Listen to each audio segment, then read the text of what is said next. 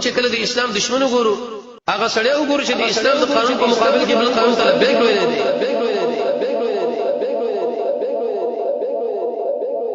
هغه سړی وګورو چې د اسلام د قانون په مقابل کې د بل قانون په تایید کې اسلحه راخصه ده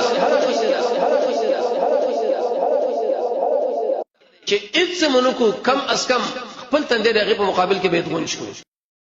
انما نطعمكم لوجه الله لا نريد منكم جزاء ولا شكورا ایمان دې ته ویل کېږي التصديق بجميع ما جاء به النبي صلى الله عليه وسلم مع التبرع عما سوى الله قرآن او سنت رسول الله صلى الله عليه وسلم راوړي دي په صحیح معنا باندې دی غاړه ورکول تسلیمي ورکول چې څومره ادیان کو واقع نفس الامر کې ثابت دي هغه ټول په کامل معنا باندې تنظیم بری کول طاغوت دغه اقسام طاغوت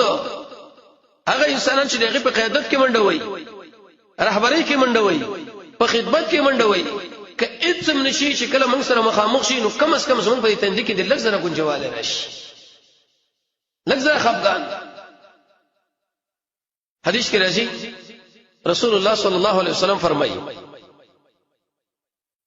الله عز وجل د قوم د هلاکت او تبعی اراده وکړه ملک ویل چې رب العالمین په دې کې یو نیک انسان د عابد د بندگی کوي وی اولی بندق انسانانو باندې ورواړه و د اسلام د دین تخریب بی عزتی کیدو چرته تندم لږ زره نه غونجېدلو موږ چې کله د اسلام دشمنو ګورو هغه سړی وګورو چې د اسلام د قانون په مقابل کې بل قانون ته لبیک ویلي دی هغه سړی وګورو چې د اسلام د قانون په مقابل کې د بل قانون په تایید کې اسلحه راخصه ده هغه سړی وګورو چې د اسلام د دین په مقابل کې د بل قانون د پاره دا په یو سب کې ولاړ دی چې اڅ منکو کم از کم خپل تندې دغه په مقابل کې بیت غون شو دې ته ویل شي ایمان کله چې ایمان چرته زمو ته ای په دنیا کې چې څومره پریشانې مصیبتونه راځي دا د قران خبره ده دا د رب العالمین خبره ده دې کې د محمد رسول الله صلی الله علیه وسلم احادیث دي چې هغه ټول پریشانې دي منځي اب ختميږي عبد الله ابن عباس